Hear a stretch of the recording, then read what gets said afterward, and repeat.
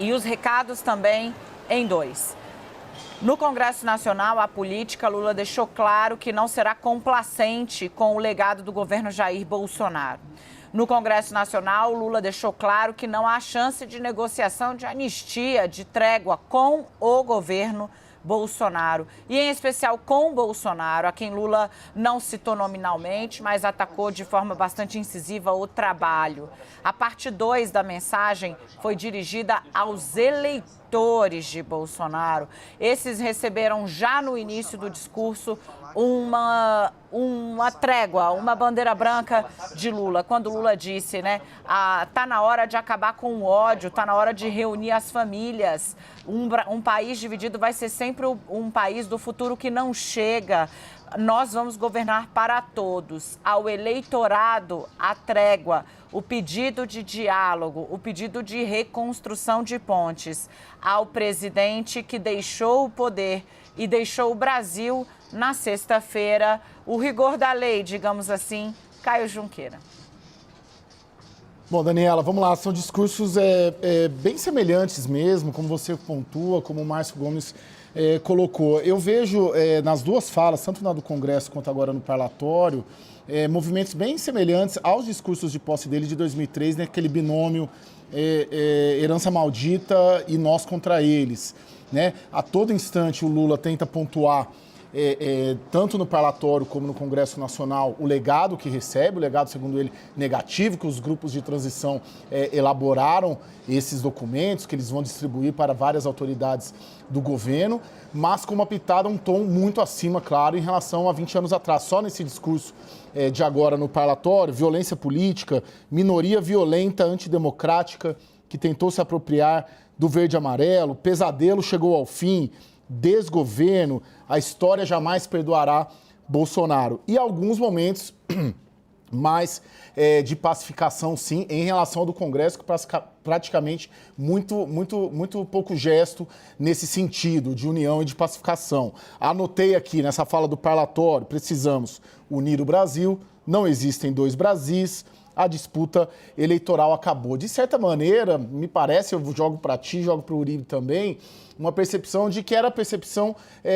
que o Lula sempre teve também durante a campanha. Lula e Bolsonaro, de certa maneira, se retroalimentam. Enquanto haverá Lula, haverá o anti-Lula. Enquanto haverá Bolsonaro, haverá o anti-Bolsonaro. Então precisa, de alguma maneira, politicamente se retroalimentarem para justificar ali algumas das conduções de governo daqui em diante. Eu senti, Caio, eu concordo em 90,9% da sua análise, eu discordo do 9,1% vagabundo, sabe? Quando eu vi uma diferença de tom muito forte no que diz respeito ao eleitor. Eu acho que, claro, quando o Lula fala minorias radicais, ele não está se referindo aos bolsonaristas como um todo. Né? Não está se referindo a 58 milhões de pessoas. Ele está se referindo a esses que, de fato, são minoritários e são radicais e são violentos, como nós vimos nas ruas, que foram, através da força, né, ou mesmo de arma e artefato explosivo, tentar criar um clima de caos e de subversão no país. Mas eu entendi, e aí eu quero ouvir o Uribe e dou o direito da tréplica se o Caio quiser, eu entendi eu vi uma fala muito forte de conciliação no início do discurso do parlatório e ela foi permeada por essa ideia de unidade, quando ele diz, né, que fala para todos os eleitores, não só para os que votaram nele, pede que chega de ódio, não existem dois Brasis, chega de ódio, chega de armas. Eu vou passar para o Uribe e em seguida, Caio, se você quiser, a tréplica já é sua, está assegurada a palavra aqui. A gente está analisando a fala de Luiz Inácio Lula da Silva. No Congresso deixou claro que não vai ter complacência com o Bolsonaro na física e nem com seu legado na jurídica. No parlatório, no meu entender, tentou fazer um gesto de baixar a temperatura para a maioria do eleitorado do Bolsonaro, mas cravando ali entre os radicais violentos e golpistas que de fato existem e que de fato foram às ruas, com esses também afastamento. Eu quero ouvir o Uribe um pouquinho e depois devolver a palavra ao Caio. Dani, é um discurso diferente do Congresso Nacional, mantém uma postura muito enfática em relação a Jair Bolsonaro, fala relatório do caos em relação à gestão de Jair Bolsonaro, mas concordo com vocês, ele faz mais acenos, ele coloca um pouco mais, o tom é um pouco mais ameno, quando ele fala é hora de retomar o diálogo das famílias, chega de ódio, ninguém interessa um país dividido, abre o discurso lembrando do período da prisão, que é algo que Luiz Inácio Lula da Silva faz questão de falar em todas as conversas. Foi um período muito duro, os 580 dias presos. E aí ele fala do discurso, nesse discurso, daquele bom dia que ele recebia todas as manhãs, e aí ele cumprimenta o povo brasileiro.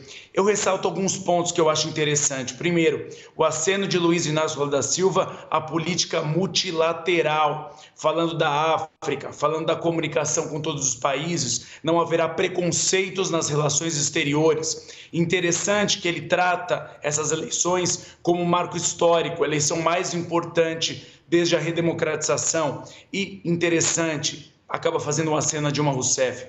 É um dos motivos da ausência de Michel Temer. Michel Temer foi convidado, mas não quis ir, porque havia uma preocupação de que pudesse ser feito esse aceno. E eu observei algo interessante. Geraldo Alckmin estava muito feliz durante o discurso, batia muitas vezes palma.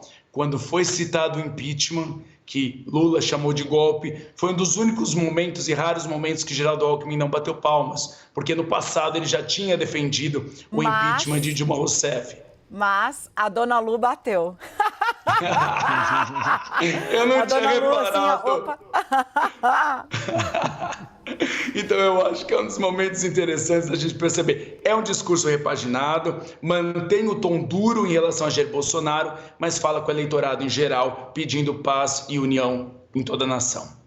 Gente, Caio, com você, querido, quero te ouvir um pouco, ver se a gente conseguiu chegar no meio termo aí na reflexão, no diálogo, que é o que a gente exercita desde sempre. Vamos lá. Não, Dani, eu penso que se a gente juntar os dois discursos e se a gente comparar com aquele primeiro discurso, a gente estava junto aí, aqui não, né, que a gente está em Brasília agora, mas a gente estava junto em São Paulo, no mesmo estúdio, até quando o Lula ganhou, o primeiro discurso dele, o primeiro discurso, não da Avenida Paulista, era um discurso, sim, em que a pacificação foi a palavra central ali, a ideia central, a ideia-chave.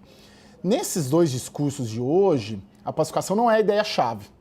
A ideia-chave é reconstrução, talvez. Acho que até um dos lemas. Perfeito. O Uribe trouxe. 100%. Estou de acordo. É a reconstrução. E eu penso, como eu tenho a impressão, e conversando com esses petistas, com o pessoal do novo governo também, que você ter uma sombra do Bolsonaro para justificar o estado em que você, governo novo, encontra o governo, de certa maneira, traz uma certa...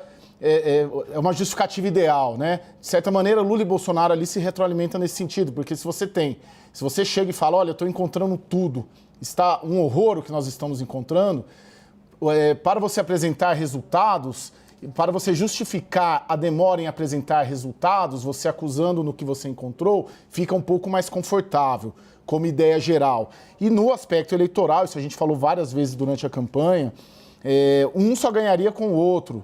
Então, um é o opositor ideal do outro, mas eu vejo muito mais uma ideia de reconstrução nas duas falas dele, e jogando ali a questão social, desigualdade, bandeira histórica dele e do Partido dos Trabalhadores, do que a ideia de pacificação e de união, que foi o primeiro discurso que ele falou quando ganhou a eleição.